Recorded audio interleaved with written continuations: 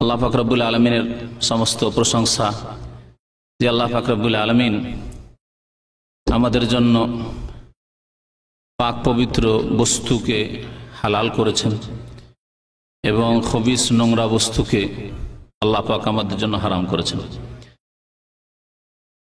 সে আল্লাহরই যাবতীয় প্রশংসা যে আল্লাহ পাক রব্বুল আলমিন জুলম অত্যাচার যে কোনো রকমের হোক চরম অপরাধ অন্যায় বলে উল্লেখ করেছেন। সালাত ও সালাম নাজিল হোক আমাদের প্রিয় নবী শেষ নবী মুহাম্মদুর রাসূলুল্লাহ সাল্লাল্লাহু আলাইহি সাল্লামের প্রতি, যিনি আমাদেরকে কি বস্তুগুলি, কোন বস্তুগুলি বা কি বিষয়গুলি পবিত্র হালাল তা আমাদেরকে জানিয়ে দিয়েছেন এবং কোন কোন বস্তুগুলি হারাম নোংরা খবিস সে সম্পর্কেও আমাদেরকে জানিয়ে দিয়েছেন। আল্লাহুম্মা সাল্লি আলাইহি আল্লাহুম্মা বারিক আলাইহি। আল্লাহ পাক রব্বুল আলামিন যেসব অন্যায় কাজ বা জুলম হারাম করেছেন তার একটি বড় জুলম হচ্ছে সুদের আদান প্রদান, সুদ খাওয়া। যেমন সুদ খাওয়া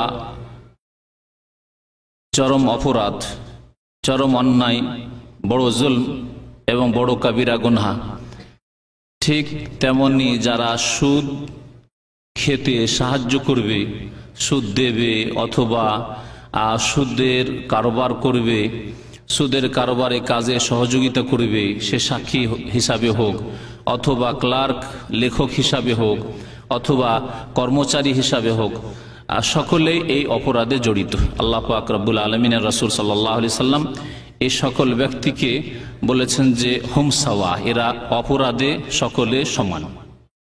আল্লাহ পাক রব্বুল আলামিন যেন আমাদেরকে হারাম থেকে বেঁচে থাকার তৌফিক দান করেন এবং আমাদের হালাল রিজিকে বরকত দান করেন। আজকের আলোচ্য বিষয় হচ্ছে এই সুদ সম্পর্কে। সুদ সম্পর্কে প্রথম বিষয় যেটি বলবো তা হচ্ছে সুদ সমস্ত শরীয়তে হারাম ছিল এবং শেষ শরীয়ত প্রিয় নবী মুহাম্মদুর রাসূলুল্লাহ সাল্লাল্লাহু আলাইহি সাল্লাম দ্বারা এই শেষ উম্মতকে দেওয়া হয়েছে, তাতেও অকাট্যভাবে হারাম করা হয়েছে। কোরআনে কারীমের সূরা বাকারায়, সূরা আলে ইমরানে, সূরা নিসায় সুদ যে হারাম এ সম্পর্কে আল্লাহ পাকের আয়াতে উল্লেখ করা হয়েছে।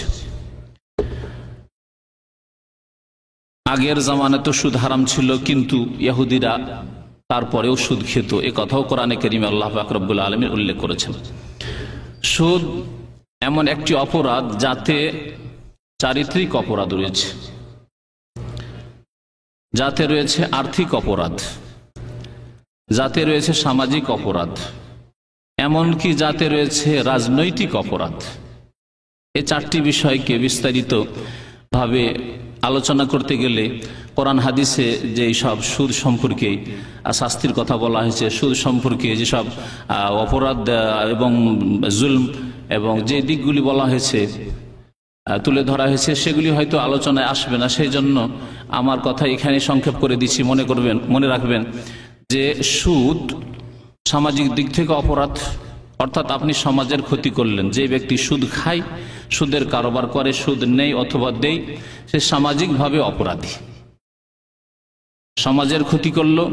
যে ব্যক্তি সুদ খায় অথবা সুদ খাওয়ায়, সুদের সাথে সম্পর্কিত সংশ্লিষ্ট ব্যক্তি, সেই ব্যক্তি চরিত্রের দিক থেকেও অপরাধী এবং চরিত্র নষ্ট করল। সেই ব্যক্তি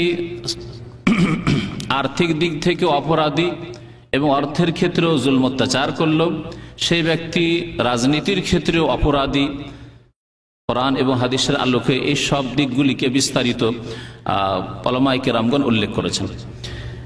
আসি আল্লাহ পাক রব্বুল আলামিনের কোরআন কারীমের আয়াতগুলির দিকে, যে আয়াতগুলিতে আল্লাহ পাক রব্বুল সুদের কথা উল্লেখ করেছেন এবং সুদ থেকে মানব জাতিকে সতর্ক করেছেন। আল্লাহ পাক রব্বুল আলামিন সূরা বাকারার আয়াত নম্বর ৭৫ থেকে ৮১ পর্যন্ত এই ৭টি আয়াতে সুদের কথা উল্লেখ করেছেন। মহান আল্লাহ ইরশাদ করেছেন, আল্লাযীনা ইয়াকুলুনার রিবা লা ইয়াকুমুনা ইল্লা কামা ইয়াকুমুল্লাযী ইয়াতাখাব্বাতুহুশ শাইতানু মিনাল মাস। আল্লাহ পাক ইরশাদ করেছেন, যারা সুদ খায়, আল্লাযীনা ইয়াকুলুনার রিবা, যারা সুদখোর, সুদ খায়, লা ইয়াকুমুন, এরা দাঁড়াতে পারবে না কাল কিয়ামতে। ইল্লা কামা ইয়াকুমুল্লাযী ইয়াতাখাব্বাতুহু শাইতানু মিনাল মাস। হ্যাঁ, সেই রকমই তাদের অবস্থা হবে দাঁড়ানোর, যেমন কাউকে যদি শয়তান স্পর্শ করে, মানে কারো উপর যদি শয়তানের আসর হয়ে যায়, প্রভাব হয়ে যায়, যিনি ধরে শয়তানে ধরে, মৃগীর রোগ যাকে বলা হয়, যিনি ধরে শয়তানে স্পর্শ করে যে মৃগীর রোগ হয়, মৃগীর রোগীকে যারা দেখেছেন ওঠার চেষ্টা করে আবার আছাড় খেয়ে পড়ে, আবার গড়াগড়ি করে আবার উঠার চেষ্টা করে আবার আছাড় খেয়ে পড়ে। আল্লাহ পাক রব্বুল আলামিন সুদখোরের অবস্থা বলছেন যে সেই রকম হবে, মৃগীর রোগীর মতো হবে। লা ইয়াকুমুনা ইল্লা কামা ইয়াকুমুল্লাযী ইয়াতাখাব্বাতুহু শায়তান। শয়তান মিনাল মাস স্পর্শ করে আছাড় দিয়ে ফেলে মৃগীর রোগীকে, ওই রকম ভাবে আছাড় খেতে থাকবে, উঠবে আর আছাড় খাবে, উঠবে আর আছাড় খাবে। এই শাস্তি হচ্ছে কিয়ামতের দিনের সুদখোরদের জন্য। কেন এই শাস্তি? যালিকা বিআন্নাহুম ক্বালু ইন্নামাল বাইউ মিসলুর রিবা, কারণ তারা হালাল এবং হারামকে সমান মনে করেছিল। আল্লাহ পাক রব্বুল আলামিন ব্যবসাকে বৈধ হালাল করেছেন এবং ব্যবসা অবলম্বন করতে বলেছেন, তার ব্যবসার সাথে সুদকে তুলনা করেছিল। আজকাল যারা সুদ খায় তাদেরকে জিজ্ঞেস করে দেখবেন, বলবে যে আমার টাকা কি বাঁধা নাকি, বন্ধা টাকা, টাকা দিয়ে রাখবো আর টাকা বাড়বে না। ব্যবসায় যেমন টাকা বাড়ে, ওর থিওরি হচ্ছে ওকে টাকা দিয়ে রেখেছি, কেন আমার টাকা বাড়বে না, আমি 1000 টাকা দিয়ে 1000 টাকা ফিরিয়ে নেবো। যালিকা বিআন্নাহুম ক্বালু ইন্নামাল বাইউ মিসলুর রিবা, তারা বলেছিল যে ব্যবসা যেমন তেমনই হচ্ছে সুদ। আল্লাহ পাক রব্বুল আলামিন তার জবাবে বলছেন, কাফেরদের জবাবে, সুদখোরদের জবাবে, জালেমদের জবাবে বলছেন, ইন্নামাল যালিকা বিআন্নাহুম ক্বালু ইন্নামাল বাইউ মিসলুর রিবা ওয়া আহাল্লাল্লাহুল বাই'a ওয়া হারামা রিবা। অথচ জেনে রাখো যে আল্লাহ পাক রব্বুল আলামিন ব্যবসাকে হালাল করেছেন, ব্যবসাকে আল্লাহ হালাল করেছেন। ব্যবসায় যদি সাইড থেকে কোনো হারামের দিক না আসে তাহলে ব্যবসা হচ্ছে হালাল, কিন্তু আপনার ব্যবসায় যদি আপনি হারামের কোনো দিক ঢুকিয়ে দেন, ব্যবসায় আপনি মিথ্যা কথা বললেন, ব্যবসায় আপনি ধোঁকাবাজি করলেন, ব্যবসায় আপনি বিভিন্ন রকমের যেসব আপত্তিকর দিক রয়েছে তা ঢুকালেন, হারাম বস্তুর ব্যবসা করলেন, হারাম ক্ষেত্রে পৌঁছে গেলেন ব্যবসা করতে গিয়ে, তাহলে হারাম। কিন্তু আসল হচ্ছে যে ব্যবসাকে আল্লাহ পাক হালাল ঘোষণা করেছেন, হারামার রিবা, এবং সুদকে হারাম করেছেন। সুদ এবং ব্যবসায় পার্থক্য স্পষ্ট সাধারণ মানুষের জন্য। ব্যবসা করলে প্রথম কথা যে আপনাকে মেহনত করতে হবে, ব্যবসা বাড়িতে বসে থেকে হবে না, মেহনত করতে হবে, মাল সামান খরিদ করে নিয়ে আসতে হবে, আবার বিক্রি করতে হয় বাজারে, যেখানে বসেই করেন আর দাঁড়িয়ে করেন, যেখানেই করেন না কেন, চলতে ফিরতে করেন। মেহনত পরিশ্রম লাগবে, ব্রেনের মেহনত লাগবে, বিদ্যা বুদ্ধির মেহনত লাগবে, শারীরিক মেহনত লাগবে, সময় লাগাতে হবে। পক্ষান্তরে সুদে ব্রেন বুদ্ধির দরকার নেই। এক বোকার কাছে যদি টাকা থাকে আর যদি শুধু জানে যে টাকা কাউকে সুদের উপর দিয়ে দিলেই তো লাভ আসে, যথেষ্ট, বোকাও লাভবান। বসে বসে পয়সা, শারীরিক মেহনত নেই, ব্রেনের কোনো মেহনত নেই, বিদ্যা বুদ্ধির কোনো প্রয়োজন নেই, টাকা পয়সা থাকলেই হইলো আর কাউকে সুদের উপর দিয়ে দিতে পারলেই হইলো, সুদী ব্যাংকে টাকা জমা রেখে দিলেই হইলো। ছেলের নামে মেয়ের নামে 2 বছর 1 বছর বয়স, কোনো বিদ্যা বুদ্ধির দরকার নেই, ফিক্সড ডিপোজিট করে দিয়েছে, 5 বছরে ডবল হবে, বসে আছে, নাকে তেল দিয়ে ঘুমাচ্ছে, 5 বছরে ডবল হবে, আর 20 বছর পরে আমার মেয়ের বিয়ে দেবো, যৌতুক দিতে অসুবিধা কি? 20,000 টাকা আজকালকার সুদখোররা সুদী ব্যাংকে 20,000 টাকা জমা করে আর মনে করে 20 বছর পরে আমার লাখ লাখ টাকা হয়ে যাবে, লাখের বেশি হয়ে যাবে, এতে আমি আমার মেয়ের বিয়ে দিয়ে দেবো। সুদের টাকা দিয়ে মেয়ের বিবাহ দেবে এই আশা নিয়ে মুসলিম পর্যন্ত, অমুসলিম তো করেই, কিন্তু মুসলিম পর্যন্ত আজকে এই হারাম উপায় অবলম্বন করেছে। আল্লাহ পাক যেন মুসলিম জাতিকে হিদায়াত দান করেন। এই এক পার্থক্য সুদ এবং ব্যবসায়। আরেকটি পার্থক্য হচ্ছে, বলতে পারেন কি পার্থক্য? সুদে এবং ব্যবসায় কি পার্থক্য? ব্যবসায় ঝুঁকি নিতে হয়, টাকা ইনভেস্ট করতে হবে, পয়সা লাগাতে হবে, খাটাতে হবে, এই পয়সা আসল পুঁজি উঠেও আসতে পারে আবার নাও উঠে আসতে পারে, লাভ হতেও পারে আবার নাও হতে পারে। কিন্তু সুদে মুনাফা নিশ্চিত, লাভ নিশ্চিত, আমার এত টাকা আসবে, সে ব্যক্তি পর্যায়ের সুদ হোক আর কোন প্রতিষ্ঠানের মাধ্যমে সুদ হোক, সরাসরি ডাইরেক্ট যার কাছ থেকে সুদ খাচ্ছে তার কাছ থেকে, অথবা সুদী ব্যাংকের মাধ্যমে হোক, যে সুদী ব্যাংকে জমা দিলেন আর একজন গরিব কেউ সেখান থেকে লোন নিয়ে গেল, এই ইনডাইরেক্ট সুদ খাওয়া, সবগুলি অবস্থা হচ্ছে এইরকম। তো আল্লাহ পাক রব্বুল আলামিন তাই পার্থক্যের কথা উল্লেখ করে বলছেন যে যখন ব্যবসা আর সুদে এই সব দিক দিয়ে পার্থক্য আছে, তখন ওয়াহাল্লাল্লাহুল বাইআ, ব্যবসাকে আল্লাহ হালাল করেছেন, ওয়া হারামার রিবা, এবং সুদকে হারাম করেছেন। ফামান জাআহু মাউইযাতুম মির রাব্বিহি, সুতরাং শুনে নাও, যদি কারো কাছে রবের পক্ষ থেকে, আল্লাহর পক্ষ থেকে উপদেশ আসার পরে ফান্তাহা, বিরত হয়ে যায়, জানতো না সুদ হারাম কিন্তু জেনে গেছে আজকে, ফান্তাহা, তারপরে সুদ নেওয়া দেওয়া ছেড়ে দিল, সুদ খাওয়া ছেড়ে দিল, সুদের কারবার ছেড়ে দিল, ফালাহু মা সালাফ, তাহলে আগে যা করেছে করেছে, আগে যা করেছে করেছে, অর্থাৎ 2-4 বছর আগে সুদ নেওয়া হয়েই গেছে, এখন ওই লোকগুলিকে খুঁজে খুঁজে দিতে হবে, বড় কষ্টের ব্যাপার, বড় মুশকিল ব্যাপার। এক মুশকিল যে লোকগুলি খুঁজে খুঁজে মনে রাখা কার কাছ থেকে কত টাকা সুদ খেয়েছি, এক বিষয়। আরেকটি বিষয় হচ্ছে যে যদি জানাও থাকে যে এই লোকগুলির কাছ থেকে সুদ খেয়েছি, কিন্তু যদি বলা হয় যে তোমার তওবার জন্য শর্ত হচ্ছে যে প্রত্যেকের টাকা ফিরিয়ে দেওয়া আবশ্যক, অপরিহার্য, ফরজ, তাহলে অনেকেই পুঁজিপতিরা তওবা করবে না, তওবাতে বাধা হয়ে দাঁড়াবে। লাখ লাখ টাকা আমি দিতে পারি, দিতেও পারবো না, যা যা হবে তা হবে, তওবা করবে না। এই জন্য আল্লাহ বলছেন ফালাহু মা সালাফ, যা আগে হয়েছে হয়েছে। জাহিলিয়াতের জামানায় অনেকেই যারা মুসলিম হয়েছিল নবী করিম সাল্লাল্লাহু আলাইহি ওয়াসাল্লামের জামানায়, তারা সুদ খেয়েছিল।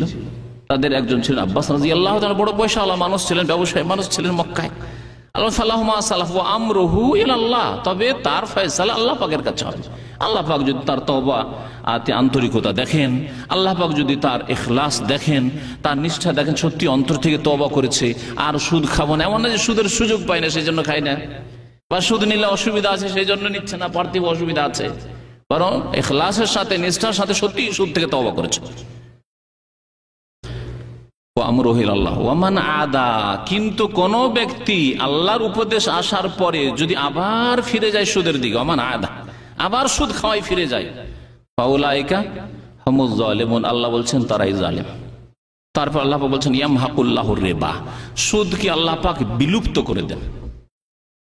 সুদে দেখা যাচ্ছে যে কত টাকা বেড়ে গেল, হ্যাঁ, 5 বছর পর ডবল, তাহলে 20,000-এ কত হয়ে গেল চক্রবৃদ্ধি আকারে, হ্যাঁ, 5 বছরে যদি 20,000 জমা করলে 40,000 হয়, তাহলে 10 বছরে গিয়ে 40 কত হয়ে গেল, 80 হয়ে গেল।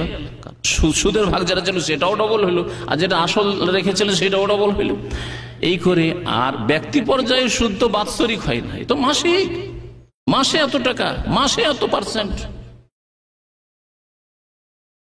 আল্লাহ পাক বলছেন যে বাহ্যিক দেখছে যে অনেক টাকা আমার হয়ে গেল, আমি 20,000 টাকা রেখে 2 লাখ 3 লাখ টাকা দিয়ে 20 বছর পর আমার মেয়ের বিয়ে দিয়ে দিলাম, মেয়েকে খুব সুখী করে দিলাম, আমার ছেলের বিবাহ দিলাম এই টাকা দিয়ে, সুদের যে ফিক্সড ডিপোজিট করে দিয়েছিলাম যখন আমার ছেলে জন্ম হয়েছে সেই দিনে, আর খুব আরামে বিয়ে দিয়ে দিলাম। আল্লাহ বলছেন ইয়ামহাকুল্লাহুর রিবা, এই সুদকে আল্লাহ পাক বিলুপ্ত করে দেবেন, নিশ্চিহ্ন করে দেবেন, সাফ করে দেবেন। এই সুদের পয়সায় কোনো বরকত থাকবে না। সুতরাং আপনার মেয়ের জীবনে কোনোদিন বরকত থাকবে না, আপনার জামাইয়ের জীবনে কোনোদিন বরকত থাকবে না, আপনার ছেলের জীবনে কোনোদিন বরকত থাকবে না, কোনো বরকত থাকবে না, আপনার নাতিনদের জীবনে কোনোদিন বরকত থাকবে না। কারণ এই সুদ খেয়েই তারা বড় হবে, যে সুদের টাকা দিয়ে বিবাহ শাদী তাদের দিয়েছেন। ইয়ামহাকুল্লাহুর রিবা ওয়া ইউরবিস সাদাকাত, পক্ষান্তরে আপনি যদি গরিব, অভাবী, দুর্গতদের যদি সাহায্য সহযোগিতা করেন, দান খেরাত করেন, সাদকা করেন, ওয়া ইউরবিস সাদাকাত, আল্লাহ পাক তা বৃদ্ধি করেন, তার বরকত বাড়িয়ে দেন আল্লাহ পাক রব্বুল আলামিন। আর এটি বাস্তব সত্য, বাস্তব সত্য, বাস্তব সত্য। আপনি সুদখোর 2-4-5 জনকে দেখেন যে যাদের অবস্থা আজকে থেকে 25-30 বছর আগে সুদ খেয়ে খেয়ে অনেক জমি জায়গা করেছে, অনেক বড় মহাজন হয়েছে, অনেক বড় ব্যবসায়ী হয়েছে, কিন্তু আজকে 25 বছর পরে, 50 বছর পরে তাদের ছেলে মেয়েদের অবস্থা কি খারাপ। ইয়ামহাকুল্লাহুর রিবা, যাদের বিরুদ্ধে আল্লাহ পাক বলছেন যে তাদের ধন সম্পদকে আল্লাহ পাক নিশ্চিহ্ন করে দেন, বিলুপ্ত করে দেন। আর আল্লাহ পাক তাদের বিরুদ্ধে যুদ্ধের ঘোষণাও করেছেন। রাসূলুল্লাহ সাল্লাল্লাহু আলাইহি ওয়াসাল্লামকে আল্লাহ পাক বলছেন তো যে তোমাকেও যুদ্ধের ঘোষণা করতে হবে, ফাআযানু বিহারবি মিনাল্লাহি ওয়া রাসূলিহি। এই সমস্ত কথা এই আয়াতগুলিতে আছে। সেই আয়াতগুলি সবগুলির যদি তাফসীর করতে যাই তো তাতেই সময় শেষ হয়ে যাবে। সুতরাং এখানে সংক্ষেপ করে দিয়ে আমি এগিয়ে যাচ্ছি আর বলছি যে উলামায়ে কেরামরা বলেছেন যে কোরআনী আয়াতের আলোকে সুদে 5টি অপরাধ আছে, 5টি শাস্তির কথা আল্লাহ পাক বলেছেন। সুদ এত বড় অপরাধ যে যার কারণে আল্লাহ পাক রব্বুল আলামিন 5টি শাস্তির কথা কোরআনে কারীমে উল্লেখ করেছেন। সেই বিষয়গুলি আমি আপনাদের সামনে তুলে ধরছি। প্রথম কথা, আল্লাহ পাক রব্বুল আলামিন বলেছেন যে আজকে বললাম ইয়ামহাকুল্লাহুর রিবা, সুদের বরকতে আল্লাহ পাক রব্বুল আলামিন বিলুপ্ত করে দেবেন। সুদে কোনো বরকত নেই। সুদের পয়সা সামনে দেখতে বাড়ছে কিন্তু আসলে ধ্বংস হয়ে যাবে। ওয়ায়ুরবি সাদাকাত ওয়াল্লাহু লা ইউহিব্বু কুল্লা কাফফারিন আসিম। দ্বিতীয় শাস্তি আল্লাহ পাক রব্বুল আলামিন হচ্ছে মৃগীর রোগীর মতো কিয়ামতের দিনে আছাড় খাবে, পড়বে আর উঠবে, পড়বে আর উঠবে। এই শাস্তি কিয়ামতের মাঠে হতেই থাকবে সুদখোরদের। আল্লাযীনা ইয়াকুলুনা রিবা লা ইয়াকুমুনা ইল্লা কামা ইয়াকুমুল্লাযী ইয়াতাখাব্বাতুহু শাইতানু মিনাল মাস, যে আয়াতের তাফসীর করা হয়েছে। তৃতীয় শাস্তি আল্লাহ পাক কোরআনে কারীমে উল্লেখ করেছেন ফাইন লাম তাফআলু, যে আয়াত আমি শুরুতে পাঠ করেছি। আল্লাহ পাক ইরশাদ করেছেন ইয়া আইয়ুহাল্লাযীনা আমানু লা তাকুলুর রিবা, ইয়া আইয়ুহাল্লাযীনা আমানু লা তাকুলুর রিবা, তোমরা সুদ খেও না। ইয়া আইয়ুহাল্লাযীনা আমানুত্তাকুল্লাহ, হে মুমিনগণ তোমরা আল্লাহকে ভয় করো। ওয়া যারু মা বাকিয়া মিনার রিবা, আর যা কিছু থেকে গেছে সুদের অংশ তা ছেড়ে দাও। কি অর্থ? অর্থাৎ যদি কোনোদিন সুদের কারবার করে থাকেন আর এখনো কিছু সুদের ভাগ বাকি আছে তাহলে সেটা ছেড়ে দাও, নিও না। এর অর্থ এই নয় যে আপনি জেনে শুনে আপনি সুদের কারবার শুরু করবেন, কিন্তু সুদের কারবার আগে ছিল, সে ব্যাংকের সাথে হোক অথবা কোনো ব্যক্তির সাথে হোক। ওয়াজারু মা বাকিয়া মিনার রিবা, আল্লাহকে ভয় করো এবং যা কিছু সুদের অংশ বাকি থেকে গেছে, অবশিষ্ট থেকে গেছে তা ছেড়ে দাও। তাহলে কোনো ব্যক্তির সাথে যদি সুদের ওপর চুক্তি হয়ে থাকে যে তোমাকে এত টাকা দিচ্ছি, তুমি বিদেশ যাচ্ছ, ঠিক আছে তোমাকে 50,000 টাকা দিচ্ছি, এতে আমাকে মাসে মাসে এত টাকা দিতে হবে। তারপরে আপনি জানতে পারলেন যে সুদ হারাম, তাহলে যা কিছু সুদের চুক্তি হয়ে গেছিল জারু ছাত্তা ছেড়ে দাও। তোমার আসল যে পুঁজি সেটা নিয়ে নাও তুমি। ইন কুনতুম মুমিনিন, যদি মুমিন হও, তাহলে যদি সুদ খাও তাহলে ঈমান থাকবে না। ইন কুনতুম মুমিন, আল্লাহ বলছেন ঈমানের চেতনা ফিরিয়ে নিয়ে এসে আল্লাহ পাক বলছেন যে যদি সত্যি মুমিন মুসলিম হও তাহলে জারু মা বাকিয়া মিনার রিবা, যা কিছু সুদ আছে ছেড়ে দাও। ব্যাংকের ক্ষেত্রে, কোনো প্রতিষ্ঠানের ক্ষেত্রে, সুদী প্রতিষ্ঠানের ক্ষেত্রে যদি সুদের চুক্তি হয়ে থাকে বা সুদ খাওয়ার জন্য সেই প্রতিষ্ঠানে টাকা রেখে থাকেন তাহলে কি করবেন? ছেড়ে দিবেন ব্যাংকে? ওলামারা বলছেন না, এই ক্ষেত্রে ব্যাংকে ছাড়া যাবে না। কারণ ব্যাংকে ছাড়লে দুই ক্ষতির এক ক্ষতি আছে। হয় সে ব্যাংকের অফিসার যারা সুদখোর, সুদের কর্মচারী, তারা নিজেরাই খেয়ে নেবে। যদি খাওয়ার ক্ষমতা থাকে যে ভাঙিয়ে খেয়ে নেবে, তারা ব্যাংক থেকে উঠিয়ে খেয়ে নেবে, তাহলে খেয়ে নেবে তারা। আর যদি তা না হয় তো সেটি হয়তো বাতিল কাজে, গুনহার কাজে, শিরক কুফরের কাজে ব্যয় করা হবে, শিরকি প্রতিষ্ঠানে খরচ করা হবে ব্যাংক থেকে উঠিয়ে।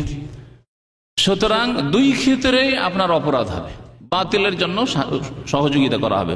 সুতরাং কোন সুদী প্রতিষ্ঠানে যদি টাকা জমা রেখে দিয়ে থাকেন আর সুদ যদি আসে, এটি একটি ক্ষেত্র হচ্ছে যে আপনি জানতেন না যে সুদ হারাম এবং সুদী প্রতিষ্ঠানের সাথে আদান প্রদান করা হারাম, সেই জন্য সুদী ব্যাংকে টাকা রেখেছিলেন হয়তো। অথবা আপনি বাধ্য, ইসলামিক প্রতিষ্ঠান, ইসলামিক ব্যাংক নেই, ইসলামিক ব্যাংক না থাকার কারণে আর বাড়িতে টাকা পয়সা রাখতেও পারছেন না, আর এমন কিছু কিনে রাখবো এরকম সুযোগ সুবিধাও হচ্ছে না। টাকা থাকা বাড়িতে বিপদ, টাকার বিপদ, জানের বিপদ, প্রাণের বিপদ। তাহলে সুদী প্রতিষ্ঠানে টাকা রাখেন, সুদী প্রতিষ্ঠান থেকে ওই সুদ উঠিয়ে নিয়ে গরিব অভাবীদেরকে দেবেন। হচ্ছে ফতোয়া শুনে রাখেন সুদের পয়সা সম্পর্কে। ব্যাংকে ছেড়ে দেবেন না, না হলে বাতিলের কাজে খরচ হবে। সুদী প্রতিষ্ঠানে ছেড়ে দেবেন না, সেখান থেকে উঠিয়ে নিয়ে গরিব দুঃখী অভাবীদের অভাব দূর করবেন মুক্ত হওয়ার উদ্দেশ্যে, নেকির উদ্দেশ্য নয়। দান করার উদ্দেশ্য হচ্ছে, আসল উদ্দেশ্য হচ্ছে নেকি করা, আল্লাহর নৈকট্য লাভ করা। আপনি দান করছেন কি জন্য? আল্লাহর সন্তুষ্টির জন্য, আল্লাহর নৈকট্য লাভের জন্য, নেকি হাসিল করার জন্য। হালাল পয়সার জন্য হইতে হবে, পবিত্র ধন সম্পদ হইতে হবে, খাবাইস দিয়ে হবে না। আর যদি খাবাইস দিয়ে, সুদ দিয়ে, ঘুষ দিয়ে, হারাম পয়সা দিয়ে কেউ দান খেরাত করে তাহলে নেকি হবে না। সুদের পয়সা হারাম, সুতরাং হারাম দিয়ে আল্লাহর নৈকট্য লাভ হয় না। নাপাক দিয়ে, নোংরা বস্তু দিয়ে আল্লাহর নিকটবর্তী কেউ হইতে পারে না, আল্লাহ সন্তুষ্টি হাসিল করতে পারে না। কিন্তু এই পয়সা দান করতেই হবে কি উদ্দেশ্যে? মুক্ত হওয়ার উদ্দেশ্যে, নাজাতের উদ্দেশ্যে, যে আল্লাহ তুমি আমাকে এই সুদ থেকে নাজাত দাও, এই উদ্দেশ্যে।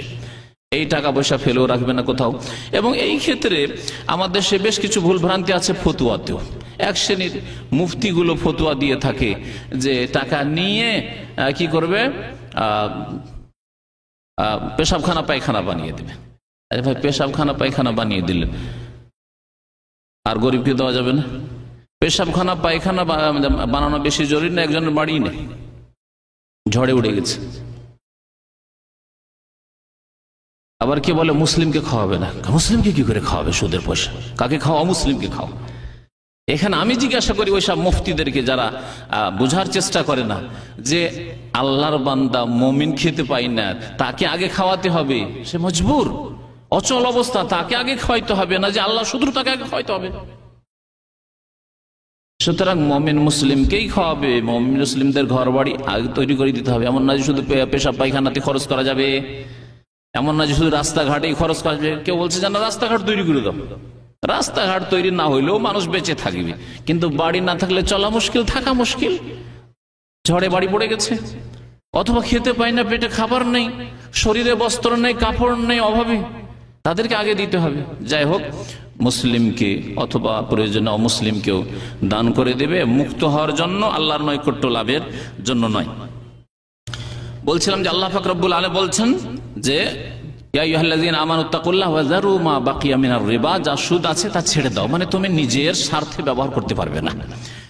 ফাইন লাম তাফআলু, যদি এই কাজ না করো, মানে সুদ খাওয়া যদি না ছাড়ো, বন্ধ না করো, সুদি কারবার ছাড়লে না, সুদ নেওয়া ছাড়লে না, না আমি সুদের ইত্তেফাক যখন করে নিয়েছি এদের সাথে, এই সুদ নিয়ে নি।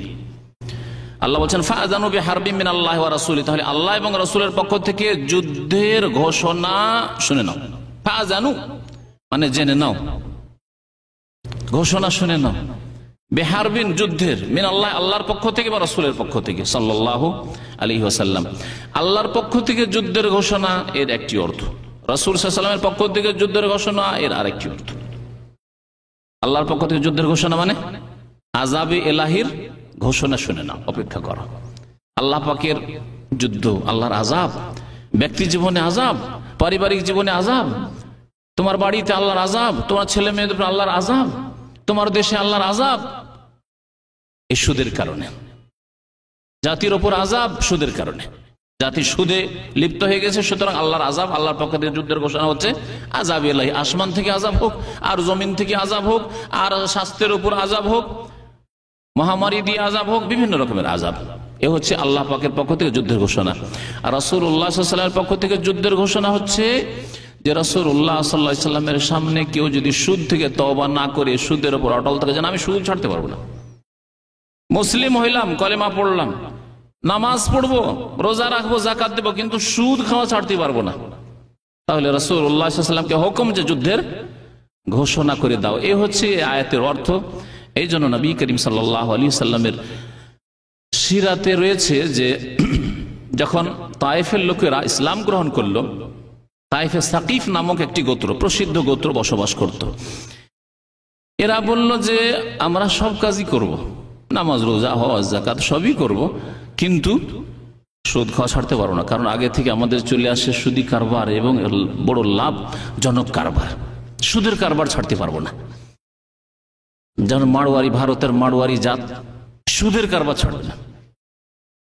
এইরকম বিভিন্ন দেশে বিভিন্ন জাত আছে, ইহুদি জাত, এদের অর্থনৈতিক অবস্থা সুদের উপর নির্ভরশীল। আল্লাহ পাক রব্বুল তাদের কথা কোরআনে কারীমে উল্লেখ করেছেন এই জন্য, ওয়াকিলহিমির রিবা ওয়াকাদ নুহু আনহু। ইহুদিদের বহু অপরাধের মধ্যে একটি অপরাধ হচ্ছে যে তারা সুদখোর। আল্লাহ বলছেন ওয়াকিলহিমির রিবা ওয়াকাদ নুহু আনহু, অথচ তাদেরকে নিষেধ করা হয়েছিল, তাওরাতে নিষেধ করা হয়েছিল। তাহলে ইহুদিদের জন্য সুদ হালাল নয়, তাদের ধর্মেও সুদ হালাল নয়। খ্রিস্টানদের জন্য সুদ হালাল নয়, তাদের ধর্মেও সমস্ত দিনে যেগুলি আল্লাহ নাযিল করেছিলেন তারা সেই ধর্মগুলিকে বিকৃত করেছে, বা খেয়াল খুশি তারা যেটা সুবিধাজনক মেনেছে আর যেটা তাদের মনের খেলাফ ছেড়ে দিয়েছে। আর কিতাবকেও তাদের গ্রন্থকেও বিকৃত করেছে। আল্লাহ বলছেন ওদেরকে নিষেধ করা হয়েছিল সুদ থেকে। তো বলছিলাম যে আল্লাহ পাক রব্বুল আলামিন রাসূল সাল্লাল্লাহু আলাইহি ওয়াসাল্লামের পক্ষ থেকে যুদ্ধের ঘোষণা, নবী করিম সাল্লাল্লাহু আলাইহি সাল্লাম যখন জানতে পারলেন যে সাকিফরা সুদ খাওয়া ছাড়তে চায় না, তখন জিহাদের এলান করেছিলেন যে তোমরা যদি সুদ খাওয়া না ছাড়ো তাহলে জিহাদের প্রস্তুত হয়ে যাও, আমাদের পক্ষ থেকে জিহাদ হবে তোমাদের বিরুদ্ধে। আজকেও যদি কিয়ামত পর্যন্ত ইসলামিক রাষ্ট্র থাকে আর যদি লোকেরা সুদ না ছাড়তে চায় তাহলে কি করতে হবে? প্রথম কথা, তাদের ওপর চাপ সৃষ্টি করে সুদ খাওয়া বন্ধ করতে হবে। চাপ সৃষ্টি করে সুদ খাওয়া তাদের বন্ধ করতে হবে। চাপ সৃষ্টি করে 1 জন 2 জন 10 জন 20 জন হলে চাপ সৃষ্টি করে সুদ খাওয়া বন্ধ করা যেতে পারে। কিন্তু যদি একটি বড় শক্তিশালী দল হয়ে যায় আর তারা যদি এইরকম মানে শক্তিশালী হওয়ার পরে যদি চ্যালেঞ্জ করে ফেলে সরকারকে যে আমরা সুদ খাওয়া ছাড়বো না, তাহলে ইসলামের নীতিমালা হচ্ছে, ইসলামের বিধান হচ্ছে তাদের বিরুদ্ধে ইসলামিক সরকার যুদ্ধের ঘোষণা করবে। কারণ ইসলামিক সরকার রাসূলুল্লাহ সাল্লাল্লাহু আলাইহি সাল্লামের প্রতিনিধি আল্লাহ পাকের কোরআনের আইনের বাস্তবায়নের ক্ষেত্রে। সুতরাং আল্লাহ পাক রব্বুল আলামিন যে ইরশাদ করেছেন ফাআযানু বিহারবি মিনাল্লাহি ওয়া রাসূলিহি, তোমরা ঘোষণা শুনে নাও যুদ্ধের আল্লাহর পক্ষ থেকে এবং রাসূলের পক্ষ থেকে। ওয়া ইন তুবতুম, আর যদি তোমরা তওবা করে নাও যে যা হয়েছে হয়েছে আগে আর সুদ খাবো না, ফালাকুম রউসু আমওয়ালিকুম, তার মানে এই নয় যে তোমরা যা কিছু ধার দিয়েছিলে তাও চলে যাবে, না যাবে না। ফালাকুম রউসু আমওয়ালিকুম, তোমাদের যে আসল পয়সা আছে তা তোমরা ফিরিয়ে নাও। লা তাযলিমুনা ওয়া লা তুযলামুন। এই ক্ষেত্রে বলছি যারা আজকাল বিভিন্ন পলিসি করে থাকে আর জানতো না, অথবা তখন পাপের অবস্থায় ছিল, পয়সা আর পয়সা, দিনের কথা চিন্তা করেনি, হালাল হারামের কথা চিন্তা করেনি, বিভিন্ন রকমের জুয়ার পলিসি, যেমন আপনার ইন্স্যুরেন্সগুলো, LIC হোক অথবা অন্য কোনো রকমের ইন্স্যুরেন্স হোক, স্বেচ্ছায় ইন্স্যুরেন্স করেছে অথচ বাধ্য করা হয়নি, অথবা সুদি কারবারে রেগে গেছে, তাদেরকে এই আয়াত বলবো ওয়াইন তুবতুম ফালাকুম রউসু আমওয়ালিকুম, তোমরা যদি তওবা করো তাহলে তোমাদের আসল পুঁজি যা লাগিয়েছো LIC-তে ফিরিয়ে নাও। লা তাযলিমুনা ওয়া লা তুযলামুন, তোমরা কারো উপরে জুলম করবে না, ওয়া লা তুযলামুন, আর তোমাদের উপরে জুলম করা হবে না যে আসল পুঁজি ছেড়ে দিয়ে চলে আসো, খালি হাতে চলে আসো, সেই পুঁজি ফিরিয়ে নাও সেখান থেকে। তো উলামায়ে কেরাম বলেছেন যে তৃতীয় শাস্তি হচ্ছে সুদখোরদের জন্য যে আল্লাহ এবং রাসূলের পক্ষ থেকে যুদ্ধের ঘোষণা, যেমন সূরা বাকারার আয়াত নম্বর ৭৯-তে রয়েছে। চতুর্থ শাস্তির কথা আল্লাহ পাক উল্লেখ করেছেন, তা হচ্ছে হুকুমের শাস্তি, তা হচ্ছে এই সুদ খাওয়াকে কুফরি বলে আখ্যায়িত করেছেন আল্লাহ পাক রব্বুল আলামিন। সুদ খাওয়াকে কুফরি বলে, কি বলছেন? হ্যাঁ, 279 আল্লাহ পাক রব্বুল আলামিন বলছেন ওয়াল্লাহু লা ইউহিব্বু কুল্লা কাফফারিন আসিম, 276 আয়াতে। এই কয়েকটি আয়াতে বলেছি, আপনাদেরকে শুরুতে বলেছি যে 275 থেকে 281 পর্যন্ত সুদের আয়াতগুলি রয়েছে সূরা বাকারায়। তো আল্লাহ পাক রব্বুল আলামিন বলছেন যে ওয়াল্লাহু লা ইউহিব্বু কুল্লা কাফফারিন আসিম, আল্লাহ পাক রব্বুল আলামিন প্রত্যেক কাফের এবং পাপিষ্ঠ গুনাহগারকে ভালোবাসেন না। সুদের আলোচনা করার পরে, সুদখোরদের কথা বলার পরে বললেন তারা কে? তারা হচ্ছে কাফফার আর তারা হচ্ছে আসিম। তারাকে কাফের বলে আখ্যায়িত করেছেন, সে বড় কাফের হোক, বড় কাফের মানে যে ইসলাম থেকে যে বেরিয়ে গেল, অথবা তার চাইতে নিম্ন স্তরের কাফের হোক, কুফরির কাছাকাছি চলে গেছে কিন্তু এখনো ইসলামের গণ্ডিতে আছে, ইসলাম থেকে বেরিয়ে যায়নি। এজন্য ইমাম বুখারী রহমতুল্লাহ আলাইহি বেশ কিছু হাদিস নিয়ে আসার পরে কিতাবুল ঈমানে বলছেন যে এই অধ্যায় হচ্ছে কুফরুন দুনা কুফরিন, বিভিন্ন স্তরের কুফরি রয়েছে, বিভিন্ন স্তরের কুফরি রয়েছে। কিছু কুফরি আছে যেগুলোকে কুফরি বলা হয়েছে, সেটি একেবারে বড় কুফরির কাছাকাছি পৌঁছে গেছে, আর সেগুলি হচ্ছে ছোট কুফরি, মানে এমনি ফাসিকি গুনার চাইতে বড় অপরাধ। যেমন নবী করিম সাল্লাল্লাহু আলাইহি ওয়াসাল্লাম হাদিসে বলা হয়েছে যে সেবাবুল মুসলিম ফুসুকুন ওয়া কিতালুহু কুফরুন, মুসলিমকে গালি দেওয়া হচ্ছে ফাসিকি কাজ, মানে আল্লাহর নাফরমানের কাজ। ওয়া কিতালুহু, মুসলিমের বিরুদ্ধে কি করা? লড়াই করা, যুদ্ধ করা, মারামারি করা, মুসলিমদের মাঝে মারামারি করা।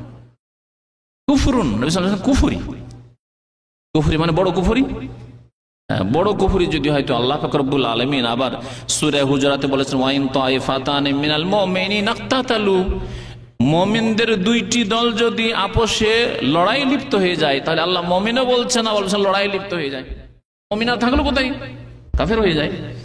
এই জন্য এই দুই রকমের আয়াতের সমন্বয় হচ্ছে যে এই কুফরি হচ্ছে ছোট কুফরি, বড় কুফরির চাইতে নিচের, এবং এই কুফরি বড় কুফরির কাছাকাছি পর্যন্ত পৌঁছে দেয়, বড় কুফরির সীমানা বর্ডার পর্যন্ত পৌঁছিয়ে দেয়।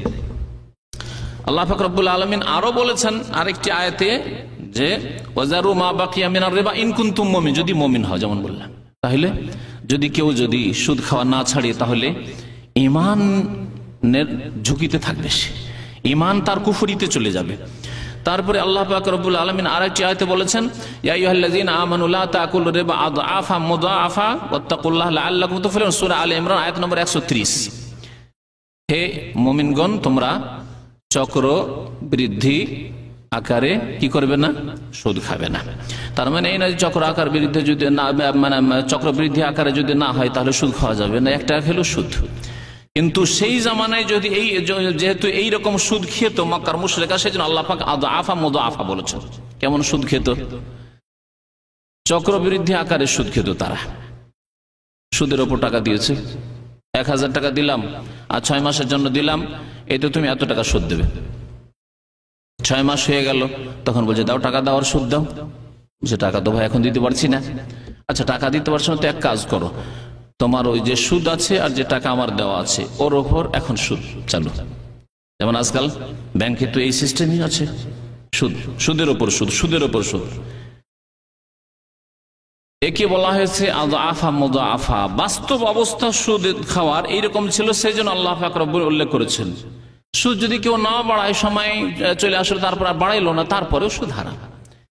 ওয়াত্তাকুল্লাহ, তোমরা আল্লাহকে ভয় করো, লাআল্লাকুম তুফলিহুন, তাহলেই তোমরা রেহাই পাবে, মুক্তি পাবে। ওয়াত্তাকুন নার আল্লাতী উইদ্দাত লিল কাফিরিন, তারপর আল্লাহ বলছেন তোমরা সেই জাহান্নাম থেকে আত্মরক্ষা করো, বাঁচার চেষ্টা করো, যা কার জন্য তৈরি করা হয়েছে? কাফেরদের জন্য তৈরি করা হয়েছে। তাহলে বোঝা গেল সুদ খাওয়া যদি না ছাড়ো তাহলে কোথায় আসবে? ওইদাতিল কাফির, যে জাহান্নাম কাফেরদের জন্য তৈরি করা হয়েছে। যখন কাফের আল্লাহ পাক উল্লেখ করে তারপরে তাহলে সুদ খাওয়া কুফরি পর্যন্ত পৌঁছায়, এই 3টি আয়াত প্রমাণ করে। 5 নম্বরের শাস্তি হচ্ছে যে সুদখোর চিরকাল জাহান্নামী, চিরকালের জাহান্নামী, চিরকালের জাহান্নামী, এটি শাস্তি। আল্লাহ পাক যদি না দেন সেটি আল্লাহ পাকের রহমত, কিন্তু আল্লাহ পাক এই শাস্তির কথা উল্লেখ করেছেন। যেমন দুনিয়ার ক্ষেত্রে এরকম শাস্তি হয়ে থাকে, একজনকে ফাঁসির হুকুম হইল, হওয়ার পরে কিছু সুপারিশ হইলো বা কিছু হইলো, তারপরে আচ্ছা ঠিক আছে ফাঁসিটা তারা মাফ করে দেওয়া হইলো, কিন্তু যাবজ্জীবন জেল হচ্ছে না। তো আল্লাহ পাক রব্বুল আলামিনের বিধানে ওই রকমই সুদখোরের শাস্তি হচ্ছে যে চিরকাল সে জাহান্নামী। কিন্তু আল্লাহ পাক রব্বুল আলামিন তার যদি তৌহিদ ঠিক থাকে, দেখেন যে তার তৌহিদ ঠিক আছে, সে মুশরিক না, মুশরিক না, কবর মাজার সিজদা করার লোক নয়, সেই ব্যক্তি বেনামাজি না। কিন্তু আমাদের সমাজে পাওয়া মুশকিল এরকম, তাই না? আমাদের সমাজে সুদখোর, সুদ খাবে আর 5 ওয়াক্ত নামাজও পড়বে, এরকম পাওয়া আমার মনে হয় মুশকিলই আছে। কিন্তু হতে পারে কোন সমাজে, এক এক দেশের সমাজ এক এক রকম হতে পারে। এইরকম সমাজে যেখানে নামাজের গুরুত্ব রয়েছে, যেমন আরব দেশগুলিতে নামাজের গুরুত্ব আছে, কারণ তারা জানে যে নামাজ না পড়লে মুসলিম থাকে না, বড় কাফের হয়ে যায়, ছোট কাফের না, বড় কাফের হয়ে যায়। এই জন্য নামাজ পড়ে আর শুধু খেতে পারে। তো আল্লাহ পাক রব্বুল আলামিন, তারপরে এরা কবর মাজার পূজা করে না, শিরক করে না। তাহলে শিরক মুক্ত যদি থাকি আর 5 ওয়াক্ত নামাজ যদি থাকি আর সুদখোর হয়, তাহলে আল্লাহ পাক রব্বুল আলামিন মাফ করতে পারেন কোনদিন, এবং আযাব হালকা করতে পারেন, আযাব থেকে ফিরাতে পারেন জান্নাতের দিকে।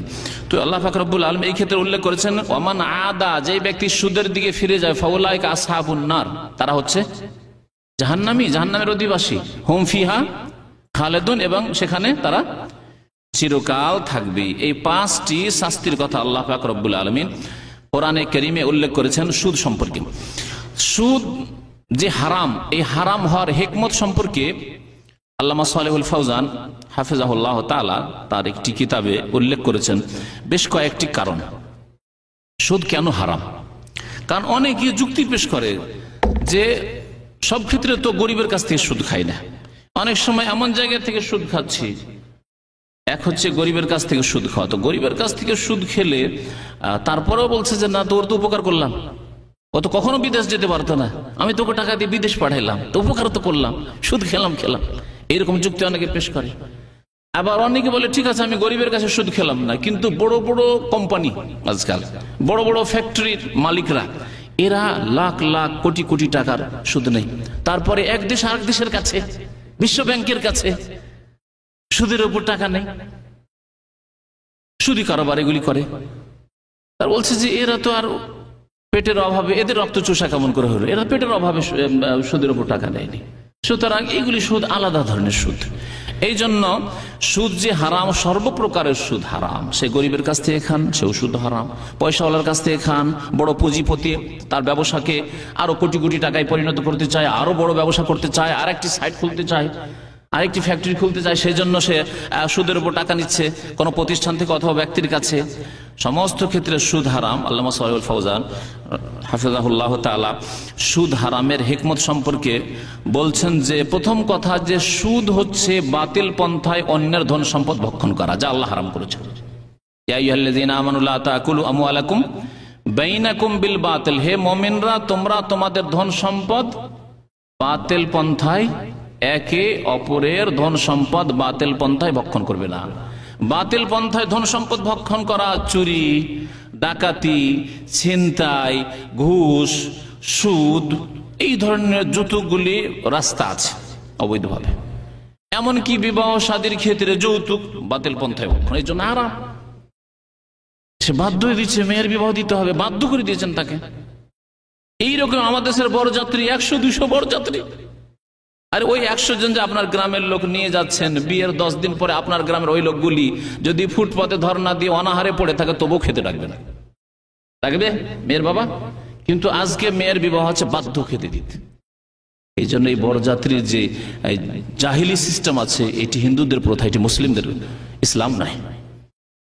এইরকম বহু বিষয়গুলি রয়েছে যেগুলি হচ্ছে বাতিল পন্থায় অন্যের ধন সম্পদ ভক্ষণ করার অন্তর্ভুক্ত।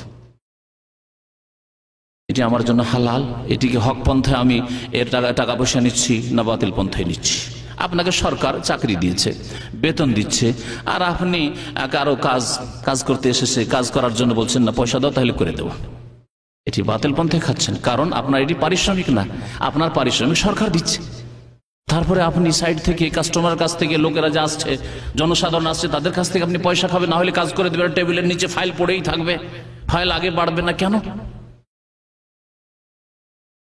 তো সুদ যে হারাম, ওর হিকমতের একটি হিকমত হচ্ছে এটি হচ্ছে বাতিল পন্থায় অন্যের ধন সম্পদ ভক্ষণ করা। দ্বিতীয় কারণ হচ্ছে যে যারা অভাবী, দরিদ্র, দুর্গত, তাদের রক্ত চুষা, তাদের শোষণ এবং তাদের ক্ষতিগ্রস্ত করা।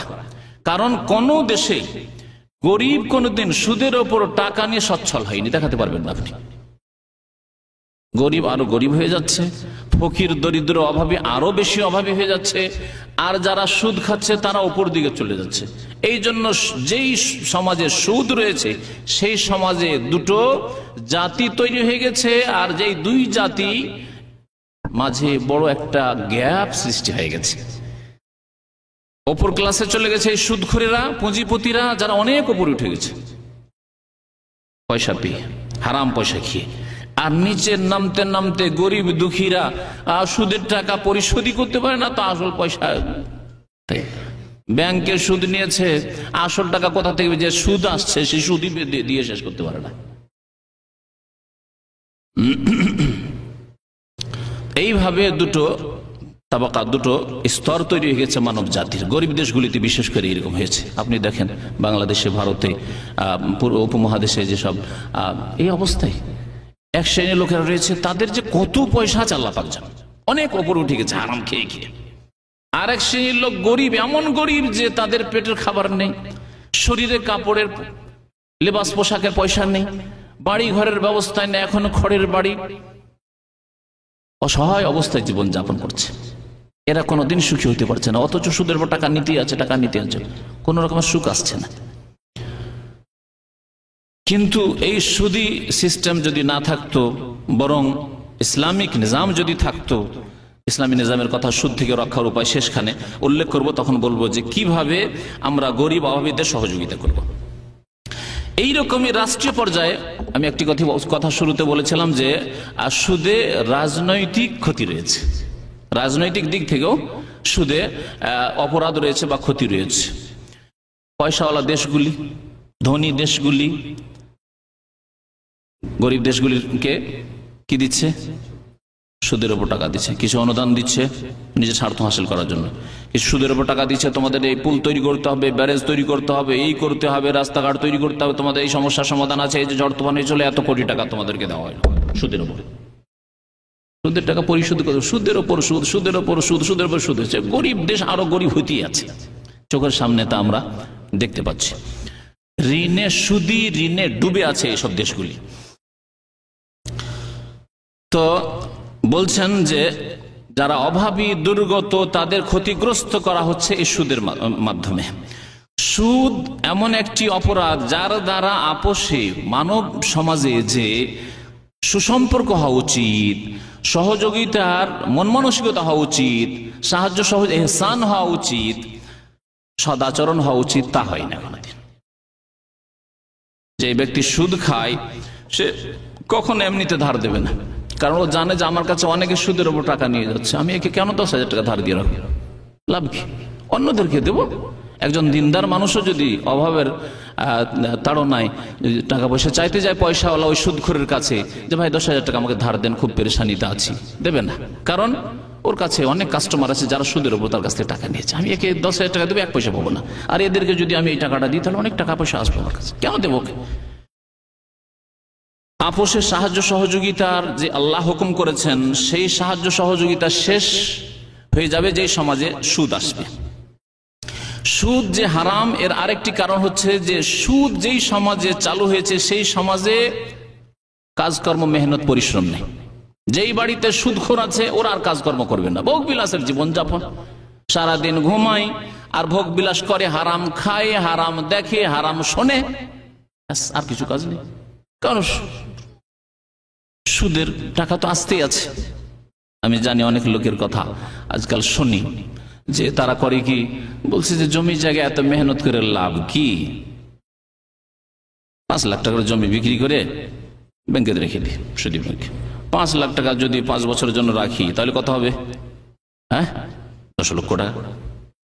ওতে থেকে আমার মান্থলি যদি আমি উঠিয়ে নিই তাহলে অনেক টাকা আছে, ওতে আমার সংসার চলে যাবে। মেহনতের কি প্রয়োজন? জমি জায়গা আবাদ করো, মেহনত করো, দৌড়ঝাঁপ করো, এইসবের প্রয়োজন কি? ব্যবসা করো, ঝুঁকি নাও, সবের প্রয়োজন কি? ফিক্সড ডিপোজিট করে হারাম খাচ্ছে এইভাবে। কিন্তু বুঝে না যে ইয়ামহাকুল্লাহর রিবা, আল্লাহ পাক বিলুপ্ত করে দিবেন এই সুদের বরকতকে, নিশ্চিহ্ন করে দিবেন। তো সুদ যেই সমাজে চালু হয়ে গেছে তারা কাজকর্ম করবে না, কফলা খাওয়ার মতো। 10টা লেবার এনে ছেড়ে দিচ্ছে 200 টাকা করে, কত হলো? 2000 হয়ে গেল। যদি 20টা ছাড়তে পারে 4,000 অনেকে বেতনই পায় না। আর যদি আর বেশি ছাড়তে পারে 100টি, ও টাকার অভাব নেই। ভোগ বিলাস, হারাম খাওয়া, আর এদেশে ওদেশে যাওয়া, আর অপরাধ অন্যায় করা, এই হচ্ছে এর মানে ক্ষতিকর দিক। এইরকম ব্যবসা বাণিজ্য করবে না যারা সুদখোর, তারা কখনো ব্যবসার ঝুঁকি নিতে যাবে না, তাহলে দেশের ব্যবসা বাণিজ্য বন্ধ হয়ে যাবে। নতুন নতুন ব্যবসা, নতুন নতুন চিন্তাধারা যে কি করে ব্যবসায় উন্নতি করা যেতে পারে। ব্যবসা শুরু হলে কর্মসংস্থান হবে, তাই না? কাজের ব্যবস্থা হবে। আপনি দোকানপাট খুলেছেন, তাতে 10টা লোকের প্রয়োজন রয়েছে। আপনি একটা ফ্যাক্টরি খুলেছেন, তাতে 50 জন, 100 জন, 1000 জন লোকের প্রয়োজন রয়েছে, তাদের রুজি রোজগারের ব্যবস্থা হবে। পক্ষান্তরে আপনি সুদ খেলেন না, ব্যবস্থা হচ্ছে না। এইভাবে ব্যবসা বাণিজ্যের রাস্তা বন্ধ হয়ে যাচ্ছে, কলকারখানার রাস্তা বন্ধ হয়ে যাচ্ছে সুদি সিস্টেমের কারণে বা সুদ খাওয়ার কারণে। সুদ খেলে আপোষে সম্পর্কের অবনতি ঘটে। এই জন্য সুদ হারাম। সুদ খাওয়ার মাধ্যমে কখনো ভালোবাসা সম্প্রীতি তৈরি হয় না। কিন্তু যদি দান খেরাত করেন, আপনি যদি আপনার গ্রামের গরিব অভাবীদেরকে দান খেরাত করেন, ভালোবাসবে না বাসবে না? অন্তর থেকে ভালোবাসবে, আপনাকে অন্তর থেকে দোয়া দেবে, আপনার চোখের আড়ালে দোয়া দেবে। আপনার যদি কোনো কষ্ট হয়, বিপদ আপদ আসে, তো দুঃখিত হবে, সমবেদনা প্রকাশ করবে, বাইরে থেকে দূর থেকে দোয়া করবে। কিন্তু সুদখোরের বাড়ি যদি ডাকাতি হয়, বলবে আলহামদুলিল্লাহ, আমাদেরকে চুষে চুষে খাই, আলহামদুলিল্লাহ ভালো হয়েছে, ঠিক হয়েছে। সুদখোর যদি অ্যাক্সিডেন্ট হয়, বলছে ঠিক হয়েছে, বলবে না? কেন? শত্রুতা দানা বেঁধে গেছে অন্তরে। সুদ দিতে দিতে দিতে গরিবদের, পয়সাওয়ালা পুঁজিপতিদের বিরুদ্ধে শত্রুতা মজবুত হয়ে গেছে, অত্যন্ত শক্তিশালী হয়ে গেছে। তো সুদ যে হারাম, এর পেছনে আরেকটি কারণ যে আপোষে সুসম্পর্ক হয় না, বরং শত্রুতা সৃষ্টি হয়। সুদ হারাম হওয়ার আরেকটি হেকমত বা কারণ হচ্ছে যে অল্প কিছু সংখ্যক লোকের হাতে গোটা দেশের পয়সা কুক্ষিগত হয়ে যাবে। সুদ খাওয়ার কারণে গোটা শহরের দেখেন পুঁজিপতি লোক, মাত্র হয়তো 25-50 জন, 100 জন বা 200 জন, তাদের হাতে সমস্ত টাকাগুলি দেশে চলে এসেছে। আর গ্রামে যান, কারো কাছে 10,000 টাকা পাওয়া যায় না, 50,000 টাকা পাওয়া যায় না, কিছু নেই ওদের কাছে। কলকারখানা, ব্যবসা বাণিজ্য এই মাত্র দেশের 100 জন 200 জনের হাতে, ব্যাস, আর কিছু নেই। বাকি লোক সব অভাবে। তাহলে সুদ হারামের এটিও একটি কারণ। আল্লাহ পাক বলছেন, কাইলা ইয়াকুনা দুলাতাম বাইনাল আগনিয়াই মিনকুম, সূরা হাশরে বলছেন, এমন না হয় যে ধন সম্পদ কিছু লোকের হাতে কুক্ষিগত হয়ে যায়। খবরদার, ধন সম্পদ আল্লাহ পাকের নিয়ামত সবার মাঝে যেন বন্টন হয়, সবাই যেন সেগুলি হালাল ভাবে ভোগ করতে পারে। সুদ খেলে দান খায়রাতের রাস্তা বন্ধ হয়ে যায়, এহসানের রাস্তা ওই বন্ধ হয়ে যায়। উপকার করব, কারো সাহায্য সহযোগিতা করব, এই রকমের মনের কামনা বাসনা শেষ হয়ে যায়, তখন মানুষ সাহায্য সহযোগিতা করতে চায় না। এই বিভিন্ন কারণে সুদকে আল্লাহ পাক রব্বুল আলামিন হারাম করেছেন, রাসূলুল্লাহ সাল্লাল্লাহু আলাইহি ওয়াসাল্লাম সুদ থেকে সতর্ক করেছেন। আবু হুরায়রা রাদিয়াল্লাহু তাআলা আনহু একটি হাদিস বর্ণনা করেছেন, প্রসিদ্ধ হাদিস বুখারী মুসলিমের, ইজতানিবুস সাবআল মুবিকাত। এই হাদিসে সুদকে ধ্বংসাত্মক গুনাহ বলে আখ্যায়িত করা হয়েছে। ধ্বংসাত্মক গুনাহ মানে এমন গুনাহ যা সুদখোরকে বা সুদের সাথে সংশ্লিষ্ট সকল ব্যক্তিকে ধ্বংস করে দেবে। মানুষের সতর্ক হওয়ার জন্য এতটুকু যথেষ্ট যে সুদ খেলে, সুদের কারবার করলে, সুদের ওপর টাকা নিয়ে আসলে, আর সুদী প্রতিষ্ঠানে চাকরি করলে ধ্বংস করে দেবে এই গুনাহ, সর্বনাশ করে দেবে এই গুনাহ। নবী করিম সাল্লাল্লাহু আলাইহি ওয়াসাল্লাম বলেছেন, ইজতানিবুস সাবাল মুবিকাত, তোমরা 7টি ধ্বংসাত্মক গুনাহ থেকে বেঁচে থাকো, সতর্ক থাকো। কালু ইয়া রাসূলুল্লাহ, সাহাবারা বলেন, হে আল্লাহর রাসূল সাল্লাল্লাহু আলাইহি ওয়াসাল্লাম, ওয়া মা হুন্না, সেগুলি কি? কালা, নবী সাল্লাল্লাহু আলাইহি ওয়াসাল্লাম বলেন, আশশিরকু বিল্লাহ, প্রথম হচ্ছে আল্লাহর সাথে শিরক করা, সবচেয়ে বড় অপরাধ। তাহলে যেই দেশে শিরক হবে সেই দেশ ধ্বংসের মুখে রয়েছে, ধ্বংসাত্মক গুনাহ, ধ্বংসকারী গুনাহ। এই জন্য আল্লাহ পাকের আযাব ওই সব দেশে সবচেয়ে বেশি, যেসব দেশে শিরক হচ্ছে, আল্লাহ ছাড়া অন্যকে সিজদা হচ্ছে, আল্লাহ ছাড়া অন্যকে ডাকা হচ্ছে, আল্লাহ ছাড়া অন্যের দিন মানে তৈরি করা মানবরচিত বিধান মানা হচ্ছে ইত্যাদি। ওয়াসসিহর, দ্বিতীয় অপরাধ হচ্ছে জাদু, কারণ জাদু ও কুফরি শিরকের সমতুল্য গুনাহ, সিহর। তৃতীয় ধ্বংসাত্মক গুনাহ হচ্ছে ওয়াকাতুলুন নাফসিল্লাতী হারামাল্লাহু ইল্লা বিল হক, এমন ব্যক্তিকে হত্যা করা যাকে হত্যা করা আল্লাহ পাক হারাম করেছেন। কোন নির্দোষী ব্যক্তিকে হত্যা করা, যাকে হত্যা করা আল্লাহ পাক হারাম করেছেন। যে কোনো ব্যক্তি হোক না, ব্যক্তি বলা হয়, শুধু মুমিন বলা হয়নি। সুতরাং যে কোনো ব্যক্তির রক্ত সম্মানিত, রক্ত সম্মানিত, এ হচ্ছে তৃতীয় বড় অপরাধ। কোরআনে কারীমে আল্লাহ পাক রব্বুল আলামিন শিরকের পরে উল্লেখ করেছেন হত্যার কথা। শিরকের সমতুল্য যেহেতু সেহর, জাদু, সেজন্য সেই আয়াতে উল্লেখ করা হয়নি সূরা ফুরকানে, ওয়াল্লাযিনা লা ইয়াদউনা মা আল্লাহি ইলাহান আখার ওয়া লা ইয়াকতুলুন, এখানে খুনের গুনাহকে 2 নম্বরে উল্লেখ করা হয়েছে। ওয়া আকলির রিবা, আর 4 নম্বরে উল্লেখ করা হয়েছে সুদ খাওয়াকে। সুদ খাওয়া হচ্ছে ধ্বংসাত্মক গুনাহ। 5 নম্বরে বলা হয়েছে ওয়াকলু মালিল ইয়াতিম, ইয়াতিমের ধন সম্পদ ভক্ষণ করা, ইয়াতিমের ধন সম্পদের তুসুরপাত করা, নষ্ট করা, বেশি খরচ করে দেওয়া, নিজের স্বার্থে ব্যবহার করা। মামার বাড়িতে মানুষ হয় ইয়াতিম ছেলে, চাচার বাড়িতে মানুষ হয় ইয়াতিম ছেলে, আরো টাকা পয়সাকে বেশি বেশি নিজের স্বার্থে ব্যবহার করে, বেশি করে খরচ দেখায়, হেফাজত করে না। যেইভাবে নিজের ছেলেকে মানুষ করে ওইভাবে ইয়াতিমকে মানুষ করে না। ইয়াতিমকে মাঠে ঘাটে তেড়ে দেয়, যা মাঠে যা, চাষের জমিতে যা, আর নিজের ছেলেকে পড়ায়, নিজের ছেলেকে ভালো স্কুলে পড়ায়, এতিমকে যা একটা প্রাইমারি স্কুল আছে, পড়াশোনা হয় না, শিক্ষক অর্ধেক দিন আসে, অর্ধেক দিন আসে না মাসে, ওই তো স্কুলে তুই পড়, ওখানে পড় যা। এসব জুলম অত্যাচার এতিমের ওপর আমাদের সমাজে হয়ে থাকে। চরম অপরাধ, ধ্বংসাত্মক গুনাহ হচ্ছে ইয়তিমের ধন সম্পদকে নষ্ট করা। তারপরে 6 নম্বরে নবী করিম সাল্লাল্লাহু আলাইহি ওয়াসাল্লাম উল্লেখ করেছেন যুদ্ধের মাঠ থেকে পলায়ন করাকে। 7 নম্বরে বলেছেন সতী সাধ্বী নারীর ওপর মিথ্যা অপবাদ দেওয়া, এমনকি পুরুষের ওপর মিথ্যা অপবাদ দেওয়া। কিন্তু পুরুষের ওপর মিথ্যা অপবাদ দিতে গিয়ে একটু চিন্তা করতে হবে যে আমার কি হবে। সেজন্য সাধারণত হয়তো কেউ মিথ্যা অপবাদ দেয় না, অথবা নবী করিম সাল্লাল্লাহু আলাইহি ওয়াসাল্লাম এই জন্য উল্লেখ করেননি যে এগুলি ঘটনা কম ঘটে। পক্ষান্তরে মহিলাদের ওপর মিথ্যা অপবাদ দিলে ও কি করবে, ও কান্নাকাটি করা ছাড়া ওর কোনো উপায় নেই। নির্দোষী মহিলা, ওর উপর মিথ্যা অপবাদ দিয়ে দেওয়া হয়েছে, প্রতিশোধ নিতে পারছে না, এই জন্য বিশেষ করে সতর্ক করা হয়েছে। তো সুদ খাওয়া, সুদের আদান প্রদান করা ধ্বংসাত্মক গুনাহ, যা সব কিছুই ধ্বংস করে ধন সম্পদকে ধ্বংস করে, পরিবারকে ধ্বংস করে, স্বাস্থ্যকে ধ্বংস করে, বিভিন্ন দিককে জীবনের।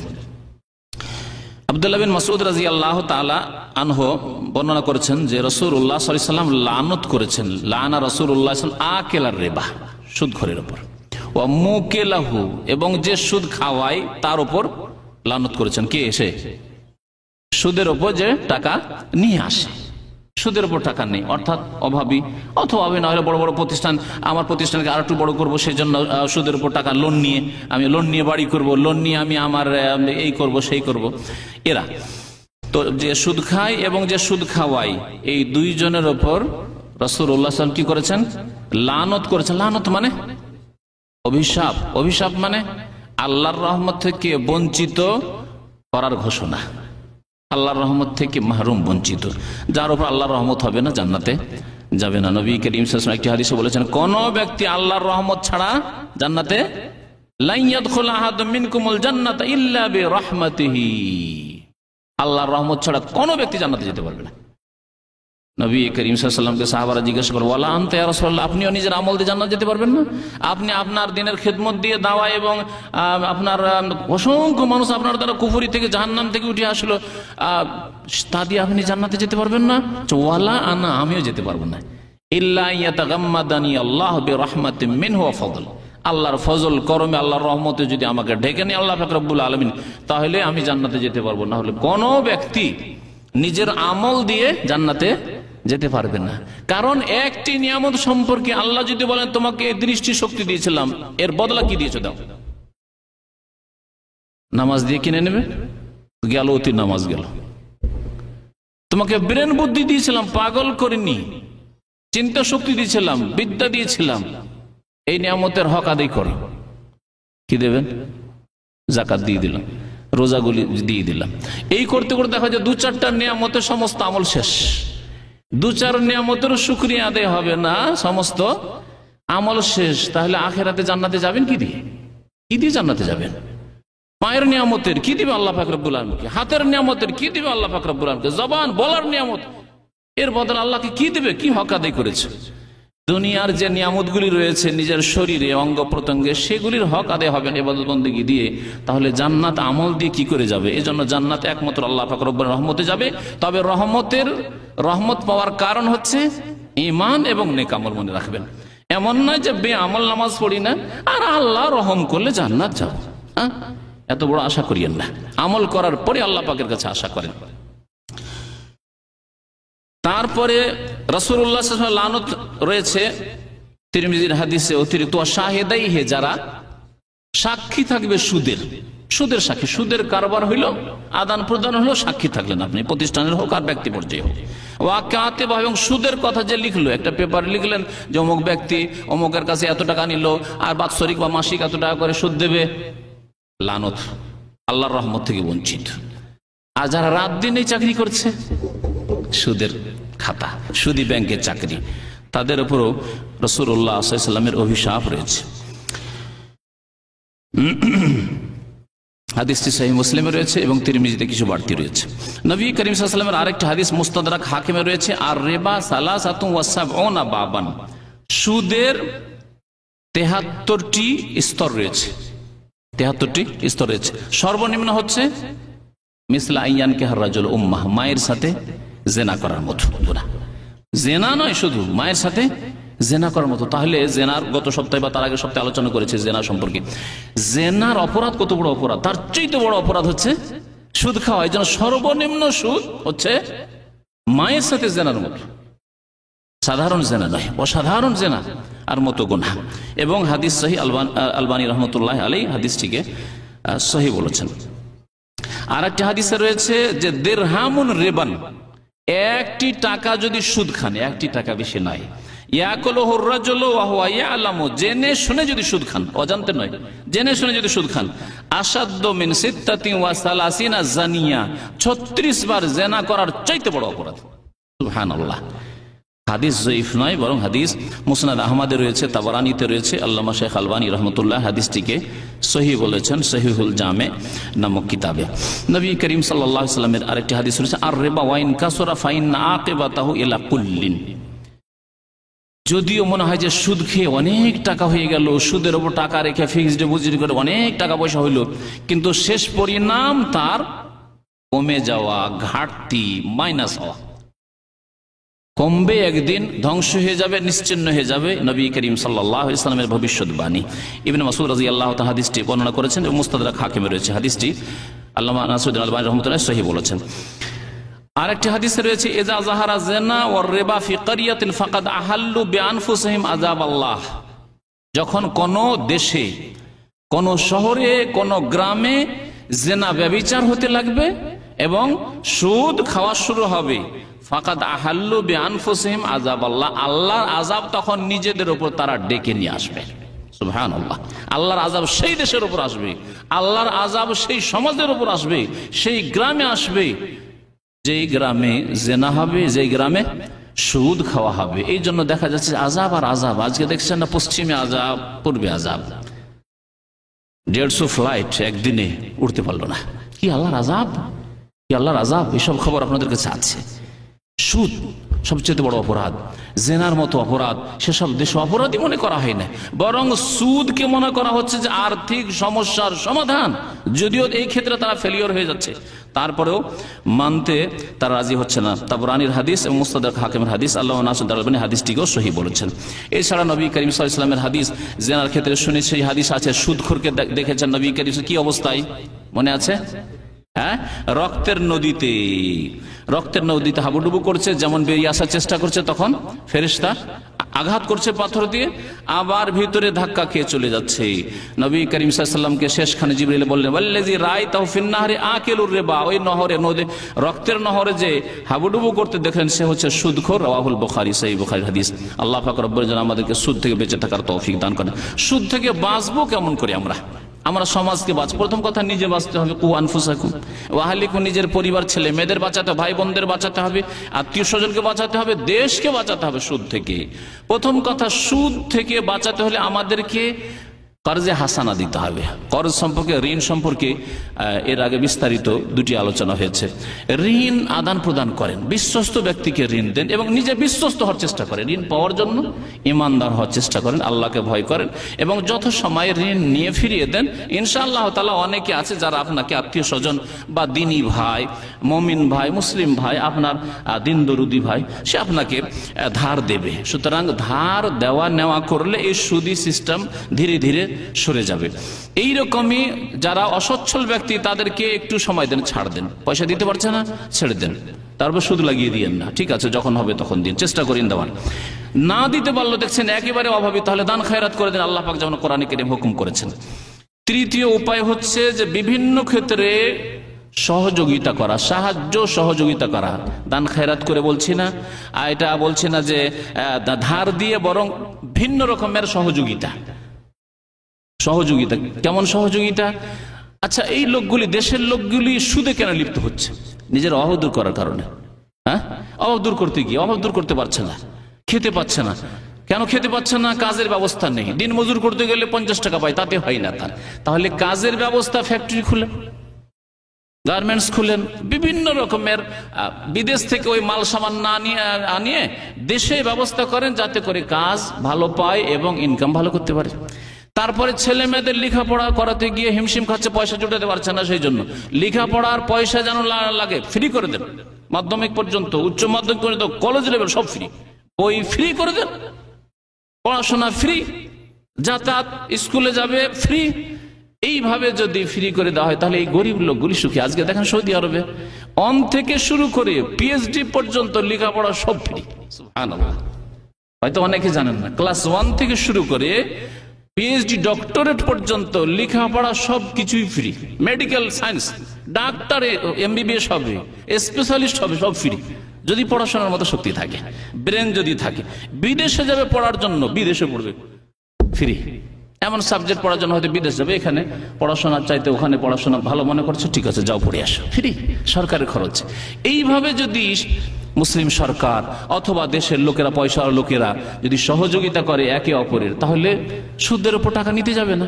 সুদের উপর টাকা না নিতে গেলে আর ওই পয়সাওয়ালা যারা সুদখোর তারা সুদ দেওয়ার জায়গা পাবে না। কাকে সুদ দেবে? নেবে না কেউ। আল্লাহ পাক যেন বোঝার তৌফিক দান করেন, আল্লাহ পাক আমাদেরকে আমল করার জন্য তৌফিক দান করেন। সুদের মতো পাপ থেকে আল্লাহ পাক আমাদেরকে, আমাদের সমাজকে, আমাদের দেশকে যেন বাঁচিয়ে রাখেন, রক্ষা করেন। আমিন ইয়া রাব্বাল আলামিন। সাল্লাল্লাহু আলা নবিয়িনা মুহাম্মদ ওয়া আলা আলিহি ওয়া সাহবিহি আজমাইন। ইসলামী ব্যাংক আছে বাংলাদেশে, হলে ইসলামী ব্যাংক আছে। ইসলামী ব্যাংক থাকা সত্ত্বেও সুদী ব্যাংকে টাকা রাখা জায়েজ নয়।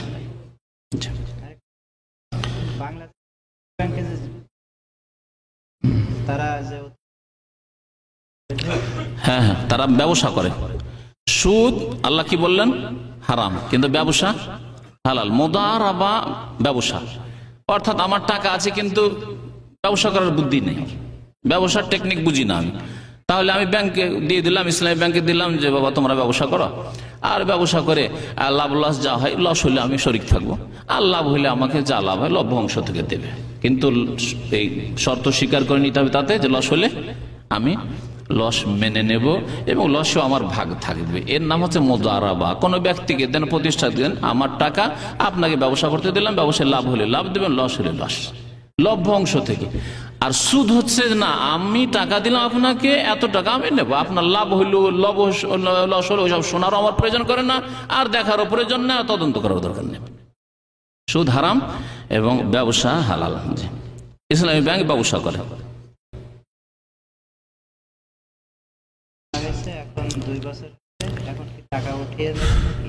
ইসলামী ব্যাংকে কেমন করে ডিপিএস করা হয়েছে তা আমি বুঝি না অত, কিন্তু ইসলামী ব্যাংক যখন ওরা বলছে লাভ লসের ঝুঁকি থাকতে, প্রথম কথা শুধু বলছেই না, আপনাকে একটু বিবেক বিবেচনা করতে হবে। লাভ লসের যদি ঝুঁকি থাকে, যে তারা বলে যে লসও হইতে পারে, লসে শরিক হইতে হবে, আর যদি বলে না নিশ্চিত নিশ্চিত লস নেই আপনার, আপনার লাভ আর লাভ, তাহলে সুদী ব্যাংক, যদিও লেভেল ইসলামী হোক না কেন। জি, ওরা যদি এরকম বলে যে আমার অনেক টাকা খাটাই, সুতরাং যদি একটি ক্ষেত্রে আমার লস হয়ে যায় তো 10টি ক্ষেত্রে আমার লাভে আসে দিয়ে আমরা কভার করিনি, এইরকম যুক্তিগুলো ওরা পেশ করে। যাই হোক, ইসলামী ব্যাংকের বড় বড় নেতাদের সাথে, এখানে ইউপিএম কিং ফাহাদ পেট্রোলিয়াম ইউনিভার্সিটিতে এক প্রফেসর ছিলেন, ইসলামী ব্যাংক দিনাজপুরের ব্রাঞ্চের তিনি ম্যানেজার ছিলেন। তো উনি বলছিলেন ওর চাইতে বিশ্বস্ত খবর কারো মাধ্যমে পাওয়া যাবে না, কারণ ব্যাংকের ম্যানেজার ছিল। তো বলছে যে 70% সুদ মুক্ত, 30% সুদ যুক্ত বেশ কিছু ক্ষেত্রে। তো এই ক্ষেত্রে বলা যেতে পারে যে নাই মামাতে কানা মামাই ভালো। হ্যাঁ, নাই মামা, সুদী ব্যাংক হচ্ছে নাই মামা, আর ইসলামী ব্যাংক হচ্ছে কানা মামা। তো কানা মামাকে মামা বলবো, নাই মামাকে এমনি কেন মামা বানিয়ে নেবো, ঠিক না? বুঝতে পারছেন? বাকি 30% তারা জবাবদেহি করবে এবং সতর্ক থাকেন এই ক্ষেত্রে। ওই সব ডিপিএস না, যেখানে নিশ্চিত বলছে ওখানে না গিয়ে আপনি এমনি টাকা রাখেন আপনার টাকার হেফাজতের জন্য। আর ভালো কোনো জায়গা পেলে, ভালো একটা বাড়ি ফেলেন, ফ্ল্যাট ফেলেন, কিনে নেন, আপনার টাকা হালাল ক্ষেত্রে বাড়ুক, বরং ব্যাংক চাইতে অনেক বেশি বাড়বে। যারা জমি জায়গা কিনে রেখে ফেলে রেখেছে, ব্যাংকের চাইতে অনেক বেশি টাকা বাড়ছে এবং হালাল তাদের, হালাল। আসসালামু আলাইকুম ওয়া রাহমাতুল্লাহি ওয়া বারাকাতুহু। বিসমিল্লাহ, আলহামদুলিল্লাহ, ওয়াসসালাতু ওয়াসসালামু আলা রাসূলিল্লাহ সাল্লাল্লাহু আলাইহি ওয়া আলা আলিহি ওয়া আসহাবিহি ওয়া সাল্লামা তাসলিমান কাসীরা, ওয়া বা'দু। মানুষ আমাদেরকে যত প্রশ্ন করে, টিভিতে, বিভিন্ন প্রোগ্রামে, মসজিদে, রেডিওতে যখন সুযোগ পায়, এর মধ্যে যতগুলো ইম্পর্টেন্ট প্রশ্ন আসে তার মাঝ থেকে অন্যতম একটি প্রশ্ন হচ্ছে সুদের ব্যাপারে। বিশেষ করে ওয়েস্টার্ন সোসাইটিতে আমরা বাস করছি বলেই সুদের ব্যাপারে এইসব প্রশ্ন একটু বেশি আসে। আল্লাহ সুবহানাহু ওয়া তাআলা ইরশাদ করছেন, ইয়া আইয়ুহাল্লাযীনা আমানুত্তাকুল্লাহ ওয়া যারু মা বাকিয়া মিনার রিবা ইন কুনতুম মুমিনিন। হে ঈমানদাররা, তোমরা যদি সত্যিকার অর্থে ঈমান আনার দাবি করো তাহলে আল্লাহকে ভয় করো, আল্লাহকে ভয় করো। আর সুদের সাথে যত কারবার তোমরা করেছো এই সবগুলো তোমরা বাদ দাও, এগুলো বর্জন করো। ফাইল্লাম তাফআলু, আর যদি বর্জন করতে না পারো সুদি কারবার সারবার, তাহলে ফাযানু বিহারবিম মিনাল্লাহি ওয়া রাসূলিহি, তাহলে তোমরা আল্লাহ এবং তার রাসূলের পক্ষ থেকে যুদ্ধের ঘোষণা শোনো, যুদ্ধের জন্য তৈরি হয়ে যাও। এই আয়াত থেকে কি মেসেজ পাওয়া গেল? যে সুদ শুধু হারাম তা নয়, বরং আল্লাহ রাব্বুল আলামিনের একটা নিষেধাজ্ঞা, শক্ত নিষেধাজ্ঞা, যে নিষেধাজ্ঞার পরে আবার ধমক দিলেন যে যদি এই কারবারটা বাদ দিতে না পারো তাহলে শাস্তির জন্য নয়, বরং আল্লাহ আর তার রাসূলের বিরুদ্ধে যুদ্ধের জন্য রেডি হয়ে যাও। কত শক্ত ঘোষণা এবং শাস্তির জন্য ওয়ার্নিং দিলেন। এবারে আমরা আসি, যারা ব্যাংক থেকে সুদ নেন তারা একটা অজুহাত দেখান। সেই সুদ হতে পারে ঘর কেনার জন্য, বাড়ি কেনার জন্য, গাড়ি কেনার জন্য, বিবাহ শাদীর জন্য, ব্যক্তিগত লোন কোনো কারবারের জন্য হইতে পারে। তো যে ফর্মেই আপনি এবং যে প্রয়োজনে সুদের এইসব লোন নেন না কেন, কথা তো একটাই, সেটা হচ্ছে যে আপনি একটু বিপদে পড়ে নিয়ে এসেছেন লোনটা। কিছু সংখ্যক লোক একটা কথায় বিভ্রান্ত হয়েছেন অনেকেই, সেটা হচ্ছে যে অবস্থা খারাপ থাকলে এবং ঘর বাড়িতে থাকার জন্য কষ্ট হলে অমুসলিম দেশে মুসলমানদের জন্য একটা ঘর কিনা যায়, এই একটা কথা আছে বাজারে, কিন্তু এটার কোনো ব্যাখ্যা মানুষের কাছে নাই, যার ফলে তারা খুব বিভ্রান্ত হয়েছেন এবং অনেক সময় আমাদের কাছে এসে কাইন্ড অফ আর্গুমেন্ট নিয়ে আসেন যে অনেকে বলেন এইভাবে তো করা এটা জায়েজ আছে, অমুসলিম দেশে ঘর কেনা তো ঠিক আছে। তো আসল বিষয় হচ্ছে, দেখেন কোরআন হাকিমের এই আয়াতের আলোকে ইমাম ইবনে কাসির, কুরতুবী থেকে শুরু করে বড় বড় আইম্মাগণ ওনারা যে ব্যাখ্যা দিয়েছেন, তাছাড়া রাসূলুল্লাহ সাল্লাল্লাহু আলাইহি ওয়াসাল্লামের কাছ থেকে যে ব্যাখ্যা পাওয়া গেছে সাহাবীদের আমলের মাধ্যমে এবং সাহাবীদের বর্ণনার মাধ্যমে, তা হলো এই, যদি একটা মানুষ এমন ধরনের বিপদে পড়ে যায়, এমন ধরনের অসুবিধায় পড়ে যায় যে যার ঘর বাড়ি তো নেই, সে আশ্রয়হীন হয়ে গেছে, এখন রাস্তায় থাকা ছাড়া তার কোনো গতি নেই, তার এখন অন্য কোনো উপায় নেই যে তার বউ বাচ্চা সবাইকে নিয়ে এখন রাস্তায় পড়ে যেতে হবে অথবা কার বাড়িতে গিয়ে উঠতে হবে, মানে এক কথা তার কোনো আশ্রয় নেই, সে হলো নিরাশ্রয়, আশ্রয়বিহীন মানুষ। এই মানুষটির জন্য বলা হয়েছে যদি সে কোনো আশ্রয়ের জায়গা না পায় তাহলে সে যেন একটা বাড়ি কিনে ফেলতে পারে। কিন্তু আমার প্রশ্ন হচ্ছে যে ইউরোপিয়ান দেশে যদি কিনতেই আপনি পারেন, আপনার সামর্থ্য থাকে, তাহলে তো আপনার রেন্ট করার সামর্থ্য আছে, বাড়ি কেনার সামর্থ্য থাকলে তো আপনি রেন্ট করতে পারেন।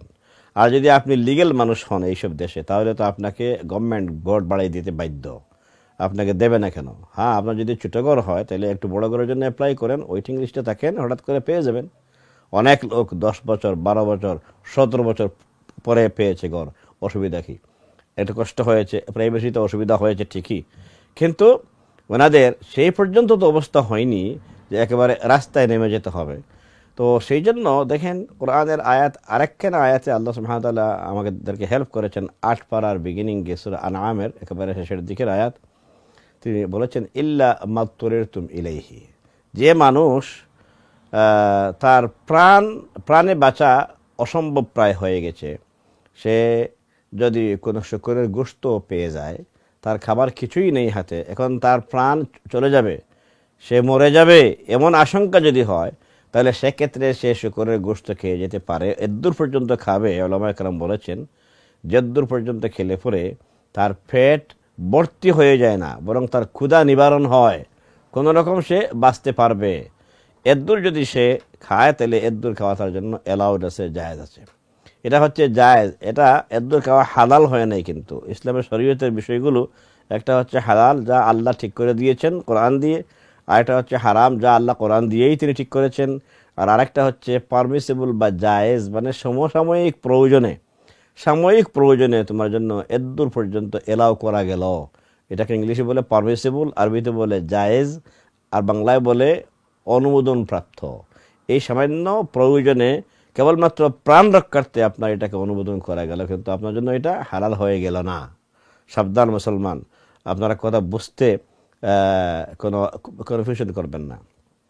তারপরে আসি, যেসব মানুষ এসে আমাদের কাছে চায় যে আমাদের প্রয়োজনটা খুব ডেসপারেট, তখন আমরা এইসব প্রয়োজন ডিল করি এবং আমরা না পারলে আমাদের একটা বড় বডি আছে ইসলামী শরিয়া কাউন্সিল, ওখানে পাঠিয়ে দিই। এবং শরিয়া কাউন্সিলের যেটা ফতোয়া সেটা হচ্ছে এই, যতক্ষণ পর্যন্ত আপনার সাপোর্ট থাকবে, গভর্নমেন্টের সাপোর্ট থাকবে, সরকার আপনাকে ঘর দিবে, অথবা আপনার কোনো আত্মীয় স্বজনের কাছ থেকে কোনো হেল্প পাওয়া যাবে, অথবা আপনি ব্যক্তিগত লোন করে ঘর কিনতে পারবেন, আপনার কিছু ডাউন পেমেন্টের পয়সা আছে, এমত অবস্থায় আপনি সুদী ব্যাংকে যেতে পারবেন না। সুদী ব্যাংকে যাওয়া যেহেতু হারাম, আপনি অন্যান্য ইসলামী ব্যাংকগুলোতে যেতে পারবেন হয়তো। কেমন গিয়ে আপনি একটু সার্চ করবেন, ইসলামী ব্যাংক আছে, আমারা ফাইন্যান্স আছে, কুয়েতি ব্যাংক আছে, আরও অনেকগুলো আছে, যেখানে গেলে পরে আপনি ইসলামিক কোনো ফাইন্যান্স পাওয়ার সম্ভাবনা আছে। অতএব ওই সব জায়গায় না গিয়ে আপনি এক দৌড়ে হাই স্ট্রিট ব্যাংকে চলে যাবেন, এটার কোনো সুযোগ ইসলামে আসলে নাই আমার জানা মতে।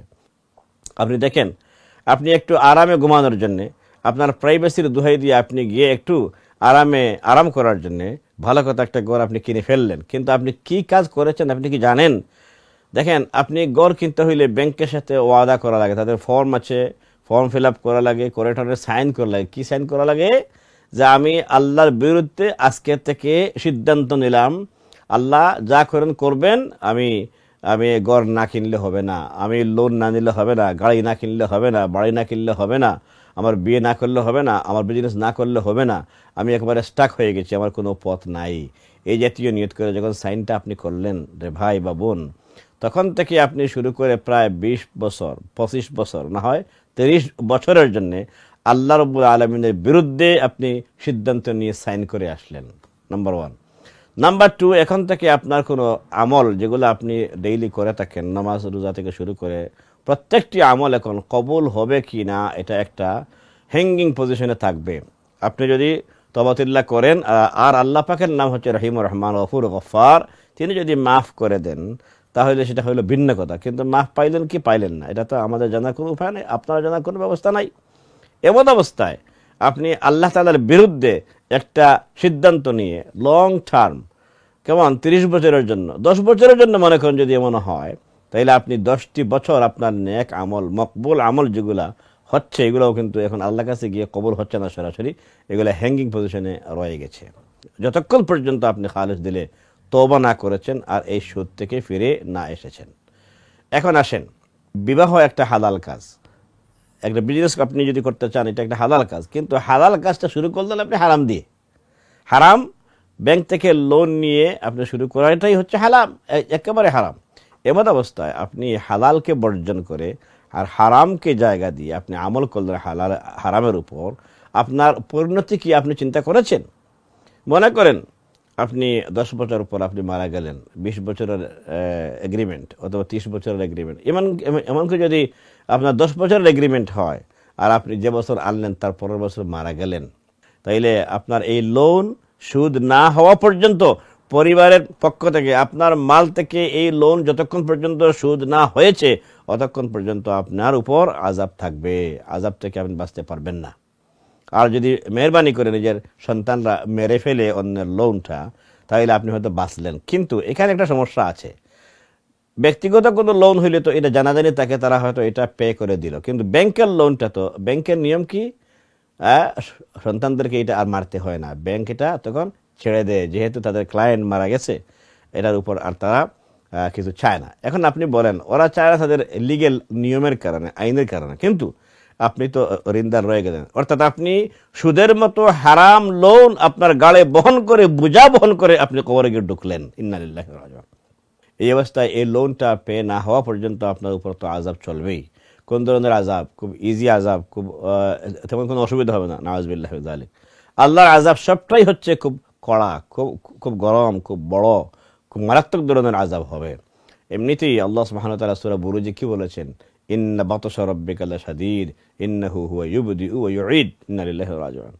যে আল্লাহর পাকড়াও হচ্ছে খুবই বড়, খুব ভয়ানক, খুব ভীষণ। আল্লাহ যদি কাউকে পাকড়াও করেন তাহলে তার এখান থেকে বাঁচার কোনো উপায় আর থাকবে না।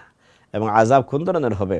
আপনি আপনার সন্তানদেরকে, আপনার ফ্যামিলিকে আরামের মধ্যে রেখে গেলেন, ঘর কিনেছেন, ওনারা আরাম ফরমাইতেছেন, কিন্তু আপনি চলে গেছেন কবরে, আপনার জন্য ভীষণ আযাব সেখানে অপেক্ষা করতেছে। কেমন? সেখানে যাওয়ার পরপরই আপনাকে ওয়েলকাম করা হবে আযাব দিয়ে। ইন্না লিল্লাহি ওয়া ইন্না ইলাইহি রাজিউন।